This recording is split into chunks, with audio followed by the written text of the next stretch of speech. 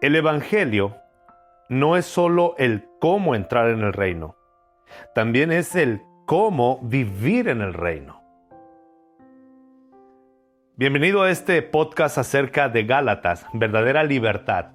Estaremos haciendo comentarios breves acerca del Evangelio, basados en la carta que Pablo le escribe a las iglesias que están en Galacia. Ahora nosotros conocemos esta carta como la carta a los Gálatas. Estaremos hablando un poco acerca del contexto histórico y también la manera en la cual la iglesia se reunía y cómo se visualizaba la iglesia en ese tiempo. ¿Por qué a las iglesias de Galacia?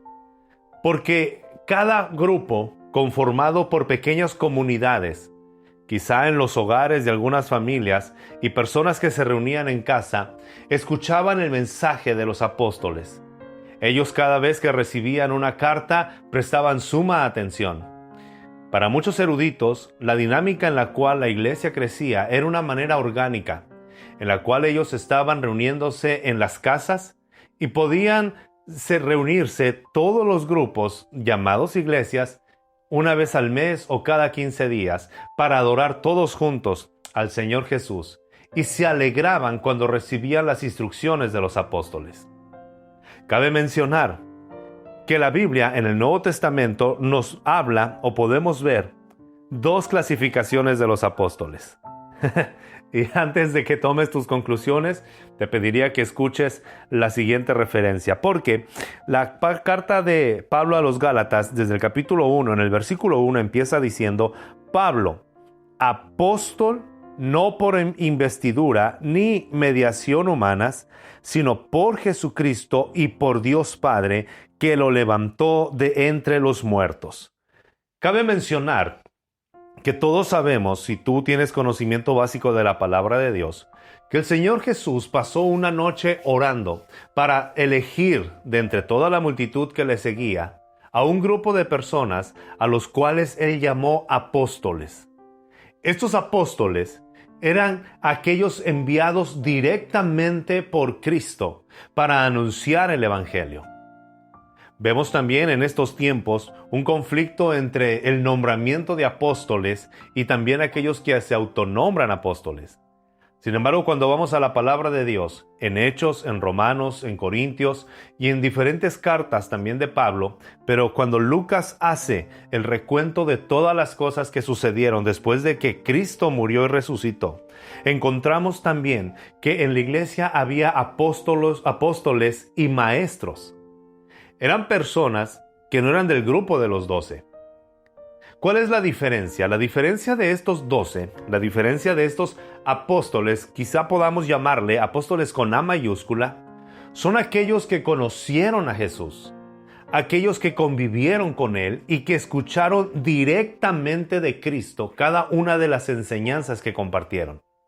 Son estos apóstoles, me gustaría clasificarlo de esta manera con A mayúscula, son exclusivos, son únicos.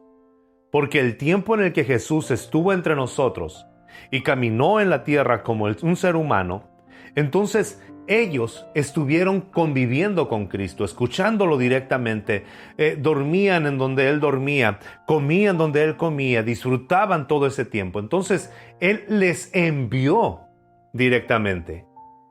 Pero Pablo no conoció a Cristo directamente cuando Él estuvo en la tierra, pero él vio a Jesús resucitado. Y hay evidencias de esto en todo el Nuevo Testamento, en los cuales Cristo envía a Pablo.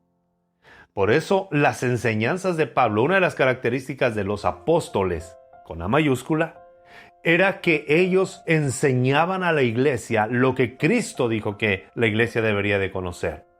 Por eso el libro de los Hechos, Lucas escribe que los cristianos, los del camino, perseveraban en la doctrina de los apóstoles. Era una autoridad quien había estado con nuestro Señor Jesús. Estos apóstoles tenían preeminencia no solamente en medio de los creyentes, sino que dice la palabra de Dios también en Hechos que en medio de Jerusalén las autoridades no tocaban a los apóstoles. Había una autoridad, una presencia. Apóstol solamente quiere decir enviado. Es un enviado directo de Cristo. Pero después de esto, después de este encuentro que Pablo tuvo con Jesús y que Jesús lo envía a predicar el Evangelio y que recibe directamente de Cristo todas las cosas, vamos a estar leyendo un poco más adelante en el mismo capítulo 1 de Gálatas, la forma en la cual Pablo también fue a escuchar a los otros apóstoles. La importancia de la sumisión, cuando Pablo está diciendo que él es apóstol no por investidura humana, ni tampoco por mediación humana, sino directamente por Jesucristo, está hablando de su autoridad apostólica. En este tiempo, ¿puede haber el ministerio de apóstol? Creo que sí. Un enviado, alguien que va y lleva la palabra, pero que su palabra está limitada o delimitada por lo que ya está escrito. Cuando alguien quiere tomar un lugar como un apóstol de estos con A mayúscula, de los 12, debemos de tener cuidado porque, incluyendo a Pablo, porque cuando ellos hablaban era la autoridad directamente de la palabra y es lo que tenemos escrito nosotros. Es por quienes conocemos el Evangelio. Es por eso que la mayoría del Nuevo Testamento está escrito por Pablo, un apóstol. Pero también encontramos la carta de Juan, la carta de Pedro, Santiago y cada uno de estos apóstoles que conocieron al Señor Jesús. Tú y yo tenemos ahora la oportunidad de descubrir juntos lo que Pablo quiso hacerles ver a las personas que estaban en Galacia, a los discípulos que vivían en Galacia, a los Gálatas, porque es una carta muy actual. Es algo que tú y yo necesitamos escuchar y conocer, porque las mismas luchas que estos hombres y mujeres tenían para seguir a Cristo son las mismas luchas a las cuales tú y yo nos enfrentamos en este tiempo. Queremos agregarle algo más al Evangelio, y Pablo defiende lo que es el Evangelio. Como decíamos al principio, el Evangelio no es solo el cómo entrar en el reino, sino también el cómo vivir en el reino, que es a lo que vino el Señor Jesucristo, no solamente a enseñarnos, sino a mostrarnos y a rescatarnos de una vida de pecado para que vivamos en el Evangelio. Timothy Keller en su comentario a los Gálatas dice, el Evangelio es el mensaje de que somos más malvados de lo que nos atrevemos a creer, pero más amados y aceptados en Cristo de lo que nos atrevemos a creer también. Esto es el Evangelio. El Evangelio es la noticia y nos abre los ojos para darnos cuenta que somos más malvados de lo que pudiéramos o atrevernos a creer, pero también es el mensaje de que somos más amados y aceptados de lo que nos atreviéramos a creer.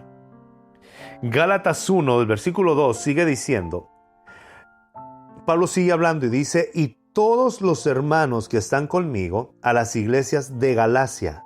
Habla en plural, a las iglesias de Galacia.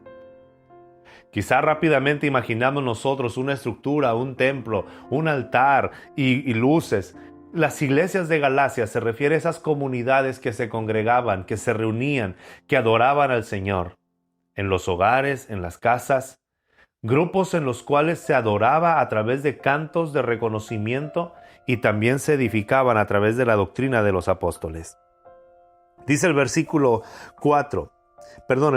3, que Dios nuestro Padre y el Señor Jesucristo les conceda gracia y paz. El Evangelio nos hace ver que somos más malvados de lo que creemos, pero también nos hace ver que somos más aceptados de lo que hemos imaginado. Porque para que tú y yo pudiéramos acercarnos a Dios, para poder conocer al Señor, para poder estar en la presencia de Dios, necesitamos dos requisitos. Número 1, el requisito moral, ser perfectos toda la vida. Y el segundo, el requisito legal, morir por causa del pecado. Tú y yo no podemos llenar estos requisitos. Perfectos no somos y no vamos a ser. Nadie es perfecto en toda la vida. Y el segundo requisito, el requisito legal, por cuanto todos hemos pecado, tenemos que morir. ¿De qué serviría morir por nosotros mismos y no disfrutar de la gracia, de las bendiciones que Dios nos ha dado? El Evangelio toca estos dos puntos porque hay una persona, hay un mediador que llena estos dos requisitos. La palabra de Dios nos enseña en Hebreos capítulo 4, versículo 15, que Cristo, nuestro sumo sacerdote, fue tentado en todas las cosas como nosotros, pero jamás cometió pecado. Él es perfecto, Él es santo, Él es el único perfecto. Pero también la Biblia nos enseña en 2 de Corintios capítulo 5, versículo 15, que Cristo murió por cada uno de nosotros. Si buscamos a una persona, si buscamos a un ser, si buscamos a alguien que llene estos requisitos, solamente vamos a encontrar a uno, al ungido, a Jesús, perfecto, y murió, pero también resucitó. Eso lo encontramos en el versículo 4 de Gálatas 1. Jesucristo dio su vida por nuestros pecados para rescatarnos de este mundo malvado, según la voluntad de nuestro Dios y Padre, a quien sea la gloria por los siglos de los siglos. Amén. ¿Cómo no vamos a exaltar a Dios si Él envió a su Hijo? Y lo que tú y yo no podíamos hacer, Él lo hizo. Vivió una vida perfecta cuando estuvo en la tierra. Murió por nuestros pecados. Él no merecía morir, pero Él murió por nosotros. Cristo ocupa nuestro lugar en la cruz del Calvario para que nosotros ocupemos su lugar delante del Padre. Esto es el Evangelio y es lo que vamos a estar estudiando, la verdadera libertad que Cristo nos ha dado a través de su sacrificio perfecto. Si tú crees que Él es perfecto y tú crees que su muerte es suficiente para pagar la justicia delante de Dios, entonces eres bienvenido en este reino y empiezas a vivir una nueva vida.